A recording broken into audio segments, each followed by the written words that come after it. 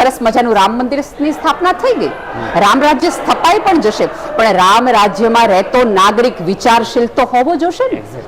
એક પુસ્તક છે એ માણસને પસ્તી થતો બચાવે છે, અને જો તમારે આવતા દિવસોમાં પોલીસ ચોકીઓ ન વધારવી હોય તો એ શહેરે પોતાની લાઇબ્રેરીઓ વધારવી જોઈએ. નમસ્કાર દર્શક મિત્રો, ટોપ વિથ ભાવનગરમાં હું છું નીતિન સોની. હેરિટેજ બાર્ટન લાઇબ્રેરી અને સમૃદ્ધ બાર્ટન, વાત કરવી છે ભાવનગરની ઐતિહાસિક ધરોહર કહી શકાય એવી બાર્ટન લાઇબ્રેરી વિશે. ભાવનગરના રજવાડાઓ હતા, રાજાશાહી હતી, રાજવીઓ જે હતા એ દીર્ઘદ્રષ્ટિવાળા હતા, અને એના કારણે ભાવનગરને અનેક ભેટ મળી છે. પરંતુ આપણે જે વાત કરી છે આજે માત્ર ને માત્ર એટલા માટે કહું છે કે બાર્ટન લાઇબ્રેરી આગામી દિવસોમાં એમની એક ઉજવણી થવાની છે. ભાવનગરને એક દબદબાભેર કાર્યક્રમ થવાનો છે. ભાવેણાવાસીઓએ આ કાર્યક્રમ માણવા જેવો છે, પણ સૌથી એક કેવા પ્રકારનો કાર્યક્રમ રહે, શું હશે, બાર્ટન લાઇબ્રેરીનો શું ઇતિહાસ છે, આ બધી જ વાત કરવી છે આપણે નેહલબેન ગઢવી સાથે. નેહલબેન, સૌથી પહેલો સવાલ, બાર્ટન લાઇબ્રેરી સમૃદ્ધ અને હેરિટેજ કઈ રીતે કહી શકાય?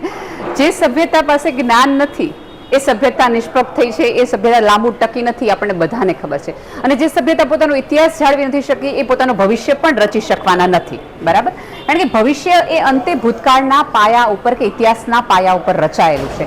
જો આ આખી ધરોહર છે, તમે વિચાર કરો કે અત્યારે પણ તમે મીડિયામાં છો તો તમને ખબર છે કે ક્યાંય પણ તમે કોઈ ગુજરાતી કોઈ પણ કલાકાર જુઓ કે સંગીતકાર જુઓ, લેખક જુઓ, સાહિત્યકાર જુઓ, એને ભાવનગરનું નામ પડે એટલે એક વિશિષ્ટ પ્રકારનું એના ચહેરા ઉપર એક રોનક આવે, અને ક્યાંક ને ક્યાંક એવું કે મારે ભાવનગર સાથે સંબંધ છે, મારે ભાવનગર સાથે આ છે. અને બીજું કે ક્યાંય પણ ભાવનગરનું નામ લ્યો તો રાજકારણ હોય કે કોઈ પણની અંદર તો પહેલું વહેલું એમ કે તમે એ ભાવનગરવાળા કૃષ્ણકુમારસિંહજીના શહેરવાળા ભાવનગરવાળો, તો એનો અર્થ એ છે કે એ સમયમાં આપણા રાજવીઓની જ્ઞાન દ્રષ્ટિ, પ્રજા માટેની કલા સાહિત્યની રુચિ હતી, જેના કારણે ભાવનગર આટલું સક્ષમ બન્યું, જેથી ભાવનગરમાં સૌથી વધુ લેખકો, સાહિત્યકારો, કવિઓ, કેટલા બધા શિક્ષકો, શિક્ષણની જો તમે ગુજરાતમાં વાત કરતા હો તો પણ એનો શ્રેય તમારે ભાવનગરને આપવો પડે. આવી કેટલી બધી વસ્તુઓ જોવી હોય તો એનો મેઇન આશય એવો થાય કે આપણો રાજા કેવો હતો એના આધારે આપણી પ્રજા થઈ. અને આ બાર્ટનની લાઇબ્રેરીનું કલ્યાણ આપણે હવે એટલા માટે કરવું જોઈએ કારણ કે એમણે તો કહી દીધું કે મારી પ્રજાનું કલ્યાણ હોય. હવે પ્રજાની જવાબદારી છે કે એમણે સોંપેલા પ્રજાની કલ્યાણ આપણે કરી શકીએ છીએ કે નહીં.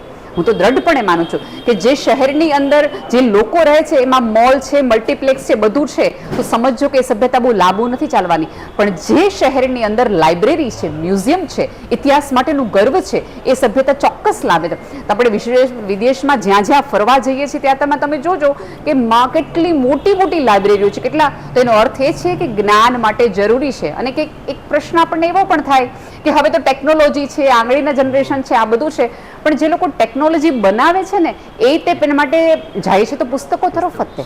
એક તરફ એક પેરેન્ટ્સ તરીકે આપણે એવી ફરિયાદો કરીએ છીએ, સ્ક્રીન ટાઈમ વધી રહ્યો છે, સ્ક્રીન ટાઈમ વધી રહ્યો છે.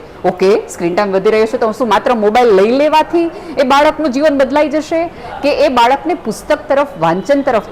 કેટલા બધા માતા પિતા સન્ડેમાં બાળકને પાર્કમાં લઈ જશે, અહીંયા લઈ જશે. કયો માતા પિતા છે કે જે બાળકને લાઇબ્રેરી સુધી લાવે છે? અને જો તમારે આવતા દિવસોમાં પોલીસ ચોકીઓ ન વધારવી હોય તો એ શહેરે પોતાની લાઇબ્રેરીઓ વધારવી જોઈએ. જ્યાં લાઇબ્રેરીઓ વધુ છે એ શહેરોમાં પોલીસ ચોકી કે ક્રાઇમ થવાની શક્યતા નથી, કારણ કે એક પુસ્તક છે એ માણસને પસ્તી થતો બચાવે છે. જો સભ્યતાને પસ્તી થતી બચાવવી હોય તો જ્ઞાન અને પુસ્તકો એક જ છે, વિચાર એક જ છે કે જેના આધારે આપણે ક્યાંક ને ક્યાંક આગળ જઈ શકીએ છીએ. હું મારું દ્રઢપણે માનું છું. નેહલબેન, સોશિયલ મીડિયાનો જમાનો છે, દુનિયા મુઠ્ઠીમાં છે, તે નાના એકડા ટચુકડા મોબાઈલમાં, જી, એની વચ્ચે વાંચન અને પુસ્તકો કેટલું ટકી રહેશે અથવા ટકી રહ્યું છે? હંમેશા ટકી રહેશે, હંમેશા ટકી રહેશે. કારણ કે અત્યારે સોશિયલ મીડિયામાંથી તમને ડિપ્રેશન આવે છે, સોશિયલ મીડિયાથી તમે કંટાળી જાઓ છો, તમે લાઇક્સ માટે તમારે જાઓ છો, તો તમે શું મૂકવાના છો? એક વિચાર. સોશિયલ મીડિયામાં તમે મૂકવાના શું છો? કે તમારો વિચાર છે, તમારો અભિપ્રાય છે, તમારે શેર કરવું પડશે. તો એની માટે પણ તમારે અંતે તો આવવું પડશે ને. એટલે કૂવામાં હશે તો વેડામાં આવશે. અહીંયા સુધી આવ્યા હશો તો સોશિયલ મીડિયામાં ધૂમ મચાવી શકશો, તો કંઈક નવી વાત કરી શકશો અલગ રીતે. અને યુથને પણ મારે કહેવું છે, ચોક્કસ સોશિયલ મીડિયાના માધ્યમોમાં જાઓ, પણ એ માધ્યમો ક્યાંથી ક્યાં સુધી આવ્યું એ ચોક્કસ જોવું પડશે. આપણે અત્યારે બધા ભગવદ્ ગીતા છે અલગ રીતે આપણે સિલેબસમાં લીધી છે, બહુ જ સારી વાત છે, પણ ભગવદ્ ગીતા સમજાવવા માટે, એનું ઇન્ટરપ્રિટેશન કરવા માટે હવે કૃષ્ણ નહીં આવે. કૃષ્ણને આપણે આમાં જ ગોતવો પડશે, આમાં જ કંઈક વિચારવું પડશે. હવે અર્જુન જેવા સવાલો આપણને એટલા માટે નથી થતા કારણ કે આપણે માત્ર ને માત્ર એક એવા જગતમાં રહીએ છીએ કે જે આભાસી વર્લ્ડ છે. તમને કન્ફ્યુઝન થાય, કોઈ તકલીફ થાય તો તમે કશો દરવાજો કરો. અને એની માટે મારે બહુ જ અંગત રીતે માનવું છે કે શૈક્ષણિક સંસ્થાઓ અને માતા પિતા પોતે જો સજાગ થાય તો અને તો જ જ્ઞાનની આખી આ ધારા છે એ ક્યાંક લાંબી ચાલી શકે. નીલબેન, છેલ્લો સવાલ કરવો છે એટલા માટે કે જે પ્રકારે રાજવી પરિવારે આપણે ઐતિહાસિક ધરોહર આપી છે, આપણે તો ખાલી બાટની વાત, પણ ભાવનગરમાં અનેક ઘણી બધી છે. કંઈક ને કંઈક જે જાળવણી થવી જોઈએ. ભાવનગર 300 વર્ષનું થયું છે, અનેક શાસકો આવ્યા છે, આપણે કોઈ રાજકીય પક્ષને દોષ દેવો કે વાવા કરવો નથી, પણ નથી થયું કામ, એ તો કહી શકાય. હા, ચોક્કસ. પણ માત્ર બીજા ઉપર આધાર રાખવા પડે, દોષારોપણ કરવાની બદલે એક ભાવનગરી તરીકે મેં શું કર્યું? મેં બચાવવાનો પ્રયાસ કર્યો. બાર્ટનની પાસે હું કોઈ પણ વસ્તુ મૂકતી વખતે પાનની પિચકારી જો હું મારતી હોઉં તો એ જવાબદારી મારી છે. હું બાર્ટનના પુસ્તકોમાં આવું અથવા નીલમબાગ પેલેસમાં અથવા કોઈ પણ ધરોહરમાં હું જાઉં અને એની એકાદ વસ્તુ ફૂલછોડ તોડું છું, કોઈ જગ્યાને નુકસાન પહોંચાડું છું તો વ્યક્તિગત મારી જવાબદારી છે. એટલે શૈક્ષણિક સંસ્થાઓએ પહેલો એક વિચાર પોતાના બાળકોને, પોતાની ભણતી પેઢીને આપવો જોઈએ કે આ છે કે જેની સાચવણી તમારે કરવાની છે.